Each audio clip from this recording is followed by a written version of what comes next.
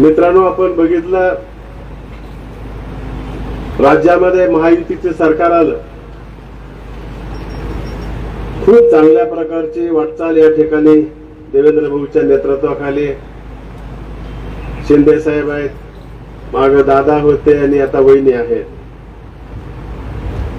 अशा परिस्थितीमध्ये देखील सरकार चांगल्या प्रकारचं काम करायचा प्रयत्न करत आहे. म्हणून सहकार चळवळीशिवाय आत्ताच राजे साहेबांनी सांगितलं आपल्याला की आपल्या राज्याची ओळखच काय आहे, तर सहकारामध्ये अतिशय अग्रगण्य व्यक्तींनी काम केलं. विठ्ठलराव विखे पाटील, पंजाबराव देशमुख, गाडगीळ साहेब, यशवंतराव चव्हाण साहेब, शंकरराव मोहिते पाटील साहेब, ते स्वर्गीय विलासरावजी देशमुख साहेब, याच्यामुळं केवळ भारतातची जी ओळख नाही आपल्या राज्याची, तर देशामध्ये जगामध्ये ओळख आहे. आज जर आपण तुलना केली तर सरकारमध्ये जेवढे एम्प्लॉईज आहेत तेवढे एम्प्लॉईज या सहकारी चळवळीमध्ये काम करत आहेत. म्हणून इतर राज्याच्या तुलनेमध्ये जर बघितलं तर आपले लोक बाहेर न जाण्याचं कारण ही एक आहे कामासाठी. आज बिहार सरकाराची उदाहरणासाठी म्हणून बोलतोय मी, कुणाचे नाव घेऊन टीका करायचं काही कारण नाही. तिथं मुबलक पाणी आहे, माती आहे, माणूस पुरला तर माणूस उपवू शकतोय, खनिज संपत्ती आहे, पण तिथं सहकार चळवळ डेव्हलप झालं नसल्यामुळं आज बिहार, उत्तर प्रदेश, मध्य प्रदेशचे लोक आपल्याकडे येतात. म्हणून या सहकारी चळवळीचं खूप मोठं महत्व आहे.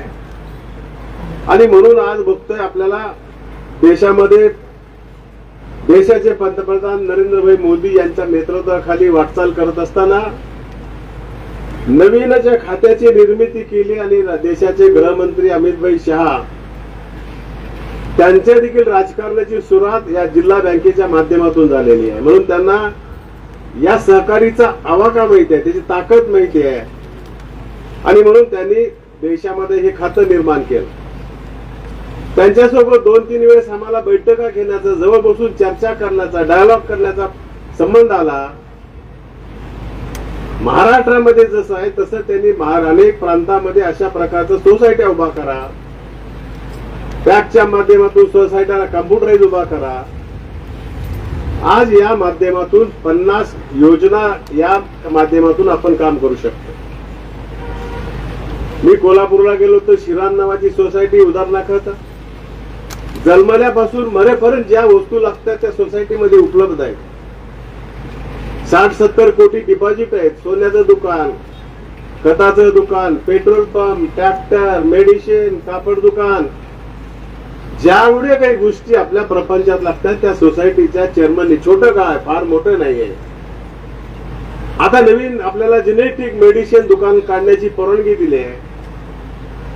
मग आमचे गट सचिवाचे प्रश्न होते, त्यांचा निकालही लागला. पहिलं केडरमध्ये नव्हते, त्यांना पगारी वेळ मिळत नाहीत, त्यांचा देखील निर्णय घेतला. आताच काळे साहेबांनी सांगितलं वाढप्या जवळचा असला की लाडू जास्त मिळत आहे.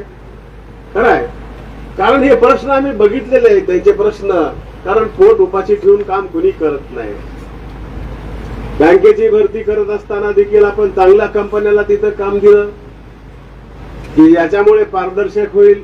हे होत असताना त्या जिल्ह्यातल्या लोकांना, तरुणाला देखील काम अधिक भेटलं पाहिजे म्हणून 70-30चा कोटा दिला. 70% त्या भागातल्या लोकांना संधी आणि 30% बाहेरचे लोक कुठलेही अर्ज करू शकतात. आपल्याही लातूर जिल्ह्याची भरती तशा प्रकारचं झाली. परीक्षा आता वरून घेतले, त्याचे निकाल लागते. म्हणजे एक बँक जर, एक संस्था जर चांगली झाली तर काय परिणाम होतोय आपण बघतोय. सुरुवातीच्या काळामध्ये स्वर्गीय काळे साहेब होत्या, स्वर्गीय विलासराव, लातूर म्हणजे विलासराव देशमुख साहेब, निलंगेकर साहेब, शिवराज पाटील चाकूरकर साहेब, त्यावेळेस सुरुवातीला हा मांजरा कारखाना उभा केला आणि काळे साहेबांनी एक चांगलं नियोजन केलं. मग बाकीच्या मंडळीने आज तोच पायंडा पुढे ठेवला.